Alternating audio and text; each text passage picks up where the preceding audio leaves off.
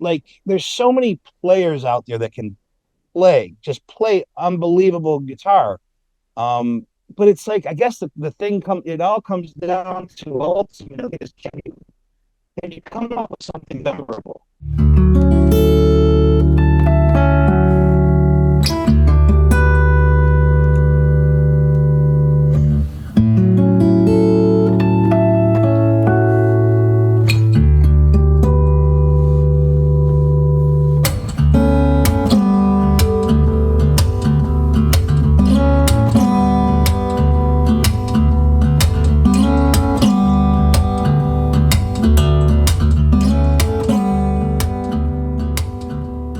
Hey now, music lovers. Welcome to Why Music Matters, a podcast where we examine the power and influence that music can wield in our lives. I'm your host, Jeff Miers. Today, my guest is a legendary guitarist, performer, and band leader, Jamie Holka. As a musician whose name is mentioned in hushed, reverential tones by his peers, Jamie has earned a reputation as a virtuosic guitarist and a fearless improviser. Whether he's playing blazing electric blues, fiery progressive rock, or effortlessly hip fingerstyle jazz. The Niagara Falls native is well loved across the western New York region, but he's also caught the attention of many of the finest musicians he grew up revering.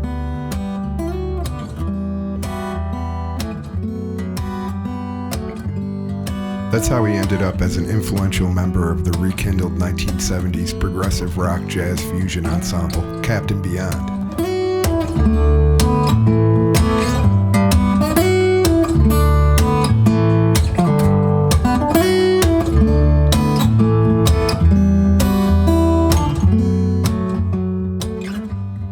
And that's also how he befriended the brilliant rock drummer Bobby Rondinelli, a veteran of Ritchie Blackmore's Rainbow and Blue Oyster Cult, among many others. Jamie and Rondinelli teamed to create The Gathering, a new album of guitar-centered instrumentals that features heavy input from legendary guests like Deep Purple keyboardist Don Airey and iconic bassists Billy Sheehan and Kenny Aronson. Jamie, Rondinelli, Aronson, and friends will celebrate the release of The Gathering with the show at The Cave, 71 Military Road in Buffalo, on Friday, June 6 at 7 p.m.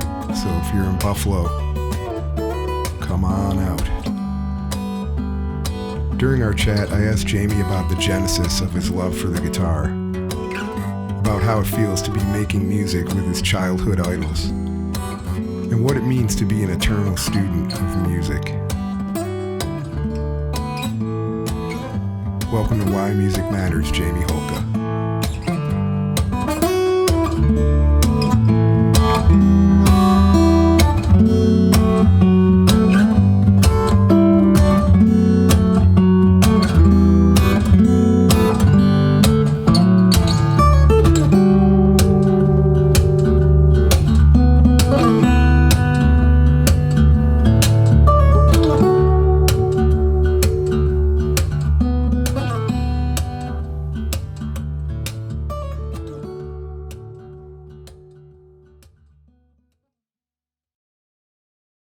Welcome to Man. Matters, man. I think we're long overdue. Yeah, man. And there's so much to talk to you about. I definitely want to talk about the new record. But Yeah, I wanted to start just by talking a little bit. You and I have known each other a long time, but there are yeah. pieces of your history that I don't know about, and I think other people would like to know about them too. And probably maybe starting at the beginning, like how did this start for you? How did you go from, being this kid, whatever you're listening to being like Jamie Holka, you know what I mean? Well, yeah, no, it's funny because I remember being at my friend's house up the street when I was like 4 years old, and they had that little plastic record players, and they put on a 45, a Hound Dog. And I Right. just remember like going, whoa, like, it was just first thing I ever remember, like really like, listening to and just, but I was a little kid. So real quickly after that, it was like I bought Kiss Alive 2, and I bought like I started buying my own records as a little kid, I remember buying the Live Stones album, Get Your Ya-Ya's Out, and um yeah, I remember buying like Zeppelin 1 in third grade. And we first started playing guitar. I was playing like, Tyro football and Little League baseball. My brother was an athlete, so was my dad. So I was playing sports. But then, I was always listening to music. Now my brother was a huge music guy. I mean, he's like the biggest Jethro Tull fan I know. And he would always like I would hear what he was listening to. And it took a while. I remember I did get a guitar when I was 7, but I smashed it. On Like, purpose. just thought it was a cool thing to do. Is smash. What's that? On purpose. And on purpose. I just that was that. So that never took at that point. So yeah, it took till 13 years old. And my first guitar teacher was a guy named Jim Jakovich, and he had a band. Those guys were a little before our time, but the band that you probably would have heard of was like Broken Silence. I don't know. Um, It was this Buffalo or Broken Silence. They used to, yeah, they were from Niagara Falls, but they would, he would tell me they used to open for Talus. They played at McVan's all the time. And ironically, Jeff Jakovich, that keyboard player, is playing with me this Friday. amazing. Yeah, Jeff was the keyboard player playing with me this Friday was the first guy, was the guy that handed me a VHS tape so that me and my buddy Carl could put the VCRs together and tape um, Rainbow Straight to the Eyes concert on MTV. And so it's kind of funny that he's going to do this gig with me this Friday and play with Bobby Rondinelli, How because cool is that? that's where it's weird, right? I mean, that's where I first saw Bobby, was from the videotape that he lent us. And so yeah, and it was, but anyway, Jim, his brother, the guitar player who was my guitar teacher, was a major Richie Blackmore guy. So I was learning all those solos. I was neglecting my book studies because I wanted to learn, note for note Richie solos. But I was, I kind of started out as a Hendrix guy first, and very Hendrix, very Zeppelin, but yeah, the Purple thing kind of became like my first like obsession, Deep Purple and all that. So yeah, and it's kind of funny how it ends up, coming full circle, where you end up playing with the guy that played with the guy that was your hero. It's just, Definitely want to get to that. But I mean, yeah, let's talk about Blackmore for a minute because that from the first time I heard you play, I moved to Buffalo in 1990, and it wasn't too long after that, I don't think, when I first heard you.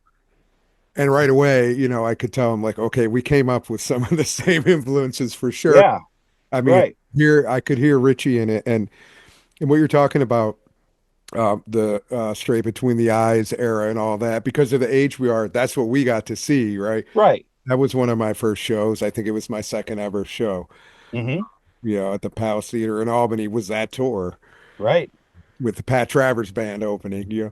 So, but that was a really interesting, time in the development of, from Purple to Rainbow for Richie Blackmore, because obviously it's a little bit more commercial, but sure. his playing was really like just majestic and like kind of otherworldly. And I always thought you had a lot of that. Well, I think Richie knows funny when you kind of really get the whole picture on Richie. It's like, he was such a player's player, like we know, but he was highly aware of the Beatles and Bob Dylan, and he was highly aware of, playing great melodies. And, like when I was a kid, like, he just wanted that raw, nasty guitar playing stuff. But then you realize that Blackmore really had a strong melodic, sense. And Yeah. I think that's something that, like, after making this album, I'm coming back and around and stuff, but like, there's so many players out there that can just play unbelievable guitar. Um, but it's like, I guess it all comes down to ultimately is, can you come up with something memorable? There's always going to be players that can just play that you're never going to be able to touch the virtuosity of.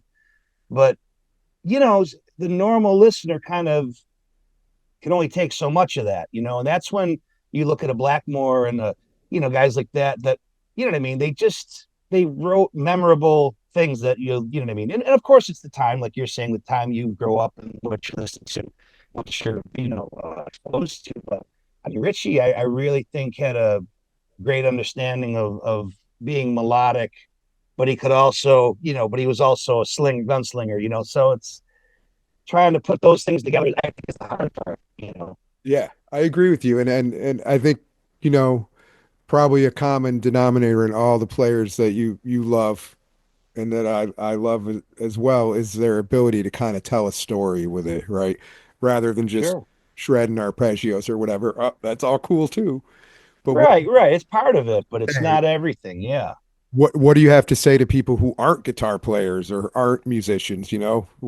How do you Yeah. to them? Yeah. I mean, that's the thing. I mean, can you, like my wife, she's a pretty good critic of mine. Like if she comes to a gig and I overplay, she's like, yeah, man, I didn't even know what song you were playing anymore. You like basically just call me a wanker.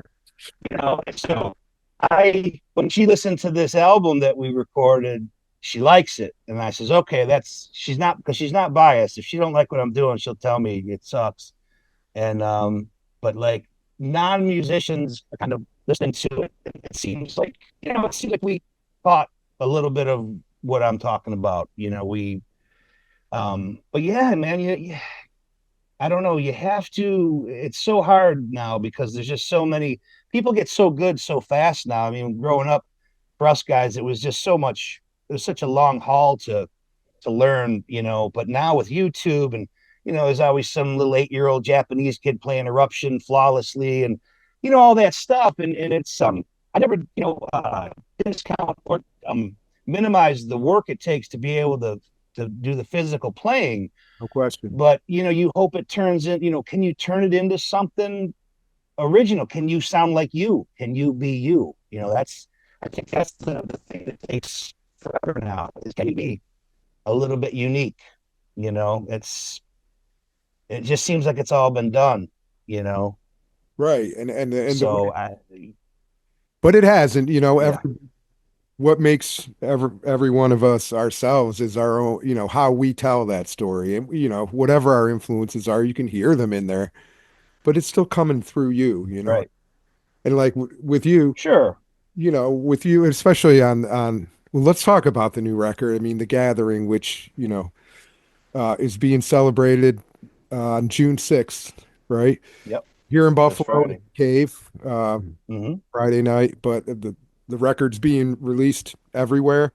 Um, it's called The Gathering, and really the core of the band that this is about is, interestingly enough, you and Bobby Ronginelli, who you and I know is that dude with the crazy hair who was the drummer in Rainbow, from Hey, 1980 to 86 or so, whatever. But now you know him as not just that dude, but like as your friend and your yeah, partner.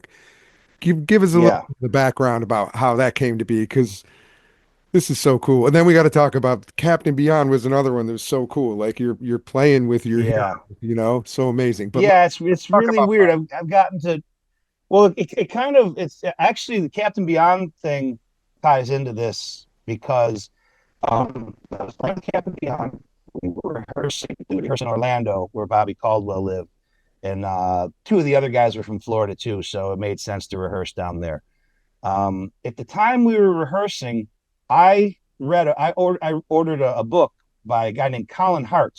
Colin Hart was the tour the manager for Deep Purple and for Rainbow. And so I read his book and it was just so cool, funny as hell. Just what a great storyteller and what a cool perspective. I mean, a non-bias, he's not the lead singer, he's not the guitar player, he was the road manager. the great So I yeah, it's just it's a great. I tell everybody, man, get that book. It's called A Heart Life, Hart, Colin Hart, A Heart Life, and it's just incredible. But so while I'm reading the book, I say, you know what? I wonder if this guy's on Facebook. And I looked him up, and there he was. I sent him a friend request and a little note, obviously saying what a fan I was of Richie's and the bands, and that I'm currently in Captain Beyond and blah, blah, blah. And he got right back to me, and we struck up a friendship. And when he found out that we were rehearsing in Orlando, well, he lives in Orlando. So he would come to our rehearsals, and we'd go out to, after the show or after rehearsals, get dinner and hang out. And I asked him every Deep Purple, Blackmore question I could possibly think of, and but we just kind of became friends, and we stayed friends, and even after the Captain Beyond thing was over. And so a couple years ago, 2.5 years ago, I was in my cover band Storm here, and we were doing like, kind of Steely Dan, Louis Blues, Super Tramp, it's kind of, dude music. And I says, we need a chick tune. We need some tunes that maybe the chicks will like. But I didn't want to do anything obvious. So I suggested Stone Cold. And the guys in the band are all older than me. They're like, what's that? And I says, well, put it up on YouTube. So I put it up on YouTube. And they're going, oh man, I thought this was Foreigner, blah, blah, blah. But I'm looking at Bobby Rondinelli on drums, and I'm going, oh shit, man, there's Bobby. I'm going, oh my God. Like, me and my buddy were obsessed with Bobby when we saw him on that Rainbow Straight Between the Eyes concert. We just thought he was just, we couldn't believe he was just so, this just beast, like you said, the big old hair, Italian, burly, kicking the shit out of the drums. And so we just became like huge fans of his as like 14-year-old kids. And so when I saw him again, like after not really, I had, seen the video rates in a long time, I was like, oh my God, I wonder what he's up to now, Bobby. And so I went on YouTube, and it was weird because at the time I was on a Buddy Rich like kick. I was watching Buddy Rich drum solos like for weeks. I don't know. I love Buddy Rich. He's like my favorite. Any instrument, I don't care. I think Buddy Rich played his instrument, as best as anybody played their instrument. Anyway, so I saw this video of him demonstrating like the pasty cymbals and the Ludwig drums, and as he got older, he just seemed, he was more refined. He was playing like more kind of jazz kind of things, less bombastic movement and more just finesse. But Bobby always was so fluid the way he played. He just had such a natural flow to playing. And so a kind of a light bulb went off, and I says, man, I wonder if I could, get a hold of him and record it with them. And so I says, well, Colin Hart would probably know how to get a hold of him.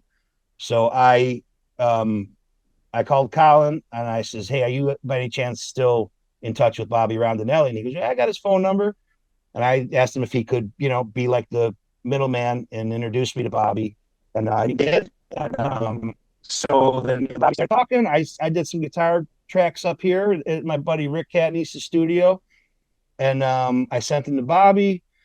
He did some drums, sent it back. My buddy Rick put a little bass down on it, and it started, but then the other thing that happened was, it wasn't for free. So I said, well, I can't afford to like keep doing this. Well, enter my buddy Steve Dillon, aka Stork.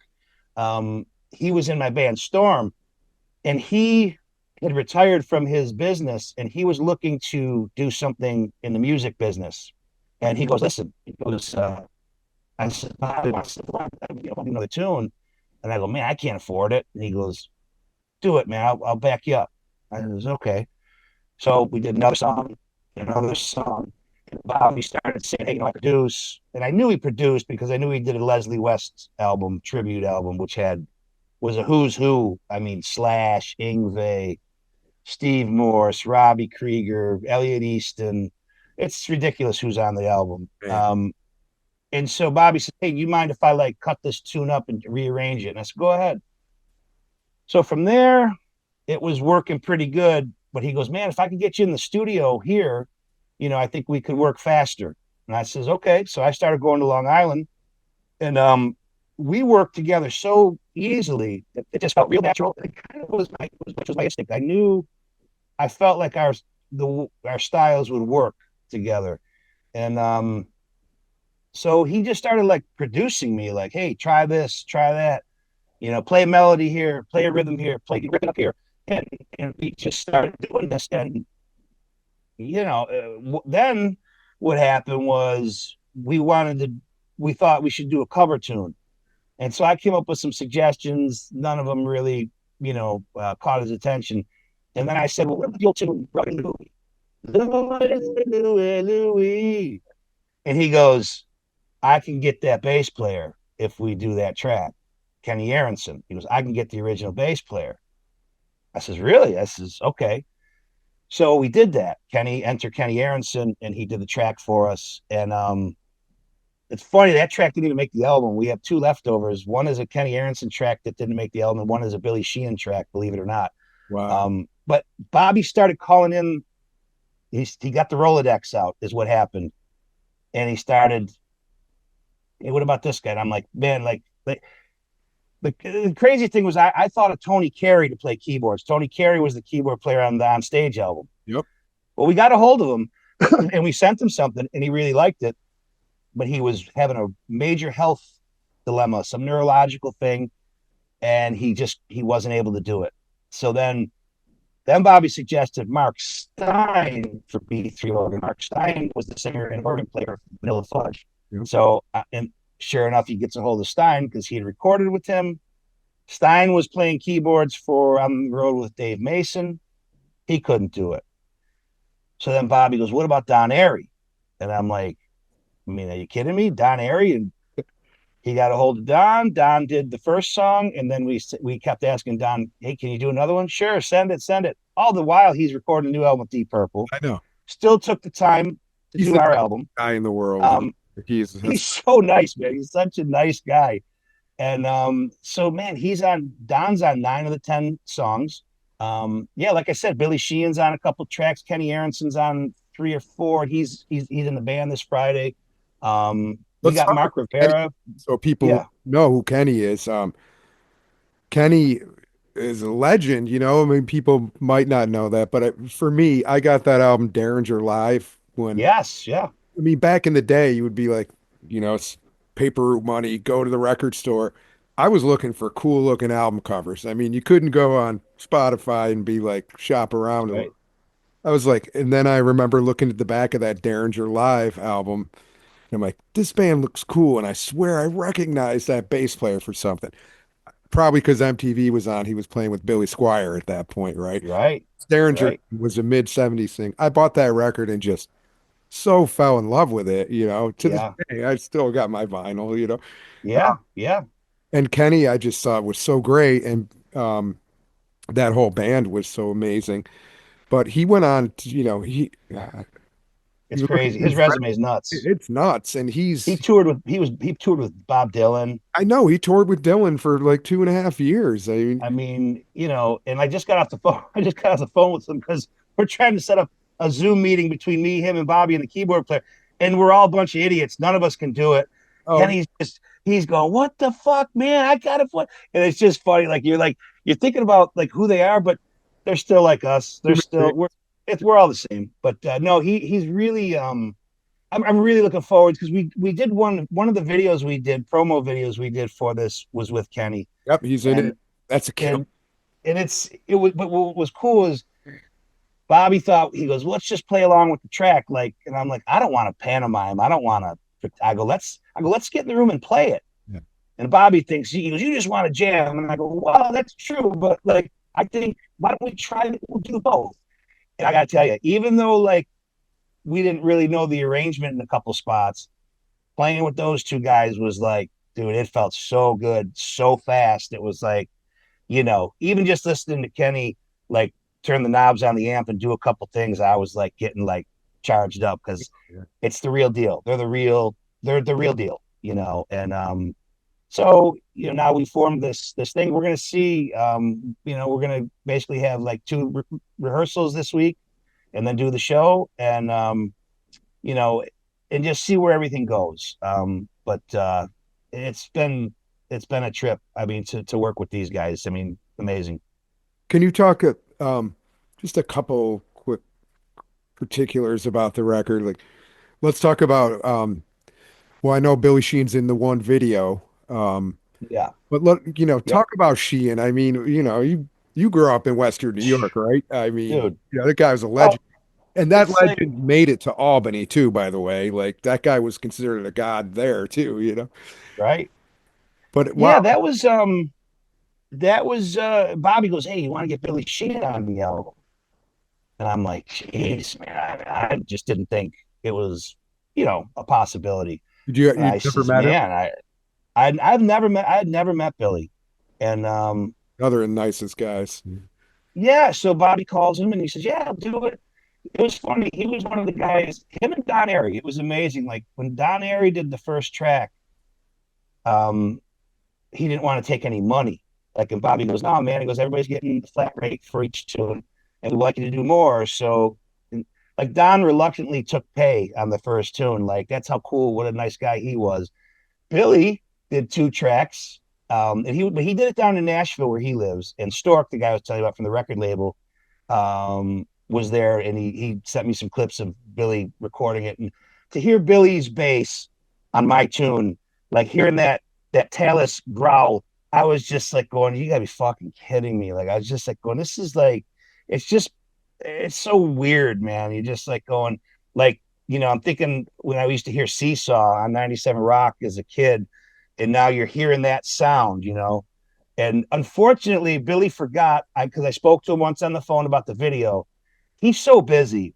And I said, hey, man, when you do the video, can you play that old 67P bass from Talus for the video? And he was, yeah, sure. But then he forgot. But oh, yeah, I mean, he was super, super nice cat. I mean, oh, that's what I was going to say. He did two tracks and he goes, he gave us half off on the second tune on the money. Like, just like who does that? I mean, usually those guys, it is what it is. And he's like, hey man, just give me this much. And it was like, it just, it's the kind of stuff that teaches you a lesson other than just a music lesson. You kind of learn life stuff off these guys. Like That's, what it means and to how be a to, decent guy, decent human. yep, yep. And same thing was funny with Mark Rivera played saxophone on two tracks, and he's Billy Joel's guy. Billy Joel, but also a big session guy and has done a ton of stuff. Yeah, yeah, he did Foreigner. He's on Urgent. Yep. He's on Sledgehammer. Yep. Peter Gabriel.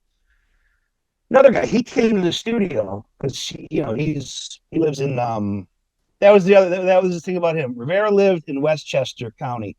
He drove almost 2 hours to the studio. Two Mhm. hours there and 2 hours back. And I was talking to him when he was done with the session. I said, hey, what do you got coming up? And he goes, wow, we've got the garden this week with Billy. And then I got to fly out because I'm Ringo's MD. I'm his musical director. I get the band in shape. And I go, well, then what are you doing here? Like he's like, oh man, it's cool. It just taught you that. I mean, he's working with Billy Joel. He's working with, he's telling us about the tour that he did with Billy and Elton John, and how he had to finally have saxophone in his monitor because he couldn't hear his sax over Elton John's piano. I mean, just listening to these stories, it's just ridiculous. Like, I don't know. I don't even know how to explain it. It's just like, but what I do know is when you are working with these guys, everybody's the same. Everybody's on the same level. There's no egos, nothing. It's amazing. And obviously they responded to something in your music, that appealed to them. And for people listening, I wouldn't want to pigeonhole what you're doing at all, but I think people who liked a fiery, music, let's say, complexity and groove, a really interesting part writing, obviously some top tier improvisation going on, but all this put together in this really, really compelling package. Yeah, I mean, I think this has kind of cross-generational appeal. I hope so, man. It's hard to say I don't know. I don't know what it sounds like. People ask me, well, what do you think? What do the genre and this and that? I don't know. I grew up, listening to a lot. My brother, even though he wasn't a musician, like he would filter me like Jeff Beck albums, and I was listening to like El Di Meola albums. Like instrumental records were normal to me to listen to. And obviously, I started studying jazz. And of course, that's, that opens up a whole other thing of instrumental music. But, just those guitar style albums that, were around in the 70s and the shredder albums in the 80s. Funny enough, too, Mike Varn, remember Mike Varn from the Yeah, Shrapnel label? yeah. Yeah, Spotlight column in Guitar Player magazine. That's the first time I ever But saw you. Bobby hits, yeah, exactly. But Bobby had sent him a couple tracks, and he was like, "Yeah, man, I dig it." He goes, "But I'm really not." He goes, "I could probably find you a label, you know." But he goes, "You're probably better off doing it yourself these days." He goes, "The label's going to take money, and they're not going to do as much." And then that's circled back around. My buddy Steve Dillon, we call him Stork, he decided to move down to Nashville and start a record label because of this album. So that's why it's on Segno Records, Segno, Segno Records. He started a label because of this album. He's working with other people too now, but this was like the catalyst for him to, you know, leave town and go down there and start a label. So that's and ultimately all this stuff about Bobby and me and this, none of it would have happened without Stork and him doing this, like, because he funded the whole thing, man. I mean, and again, just there were so many pieces to this puzzle of how this album came together. It's it's hard to explain, but it's everybody did their thing, and I think if you remove one person, it wouldn't have happened. You know. That's just magic how that came together, man. Well, I'm excited for you, man. Thanks, brother. Excited for the show. Hey, did you see the one video with Don, the black and white video? Yeah, you sent me three of them. Okay, well, the bass player on that video was a guy named Father Stan Fortuna. Yeah, so He's a he's a he's a Franciscan monk, but he's a jazz like savant. And he didn't even know the tune. And he showed up. I became friends with him through some other friends of mine. He's from the Bronx, and he runs like a shelter for all the homeless and the yeah, crackheads, and so he came down, and I mean, I'm telling you, man, he put a blessing on us, and I think that was another crazy experience with this album. There's spiritual stuff with this album, and there's all this other stuff, and like I said, I don't think I think every single person, had a. I really all I did was bring some ideas in, and then Bobby shaped them, and then this, and then that, and then this, and then it's. I don't know. I had an equal part of, as everybody else. Like, it's even though my name's the first name on it, I'm just one small percentage of making it happen. so cool, man. So yeah, that's my story. Well, congratulations, man. So before I let you go, what are you listening to these days? Like, where are you at? Because I'm always surprised, I'll see you and I'll be like, whoa. I remember when I didn't realize like how much you'd been listening to and studying jazz. And this was like over 10 years ago when all of a sudden I I was like, wow, Jamie's got a lot in his arsenal now, like harmonically and chords, and Yeah. your playing always seems to evolve, and I'm wondering where you're feeling yourself right now. Um. Obviously, this new music represents a lot of what you can do. Yeah. It's funny, Jeff. It's like I never felt like I could do any one thing like the right way. You know what I mean? Like stylistically. I feel like jazz. Like I'm still. I find these guys. I got a couple guys that I get a lesson off online every now and again. They kind of load me up with some concepts, whatever it might be. But like I was never gonna be a legit jazzer. Right. But I don't know that I could have been or wanted to be. I think for me, I'm almost thinking like I always tell everybody, give me 5 more years and I'll really be playing some cool shit. You know what I mean? Because I always feel like I'm a student of the game. I'm not.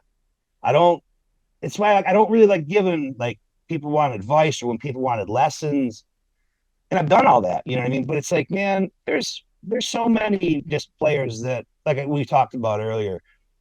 I think that for me, I just try to keep the open mind of all of it because you'll never know it all, never be able to play it all. Like now that kid Billy Strings blows my mind, like how Yeah, cool come on. that dude, like like, dude, he takes bluegrass and has brought it to the masses. It's when somebody can take a genre that's so obscure, like Stevie Ray did it with blues, and Bob Marley did it with reggae. you know if I could be like kind of just a, I don't know what the word is, I guess, just all the influences, but for me, it takes a long time for it to show up, I think, in my playing. So I don't know, man. It's just ongoing, and I just think that one of the things I started listening to, paying attention to, was some old instrumental stuff by Herb Alpert. Because he always instrumentals, Yeah. and like that tune, A Taste of Honey. Yeah. It's just so killer. It's like just amazing music. It's not hard. It's not technical, but it's just, there's tone and there's feel and there's vibe. And yeah, I mean, I just hope maybe someday I can maybe put it all together and really feel like, yeah, I kind of did it with this project or this album or whatever. But I mean, it's getting harder and harder to do it, as we all know. You know what I mean? Putting music out there. And so, yeah, I don't know, man. I still listen to everything. I'm still trying to make it sound like me, I guess. Well, I think you're succeeding, brother, and we're really grateful. Thank you. It's just been great being a fan of yours and watching it all happen in this new record. I wish you the very best on it. Thanks, bro. I appreciate you helping me out, man, having me on. And yeah, it's I'll talk to you more on Friday. You gonna be there? Oh yeah, I gotta come to this. I mean, you All right, got your people coming cool. to town. I look forward Awesome, to brother. it. I mean, and I appreciate your time, brother. I appreciate you. Thanks, Jeff. I'll talk to you soon, man. All right, bro. See you Friday. Take care. Peace. Later, man. Today's episode of Why Music Matters is brought to you by 42 North Brewing Company. 42 North believes in listening locally and drinking locally. If you're out at a live music venue, ask for 42 North. And if you're a venue owner, you might want to think about adding 42 North to your lineup of taps. And maybe I'll see you out there at a gig. If so, maybe I'll buy you a 42 North Borderland or a Day Trekker. First one's on me.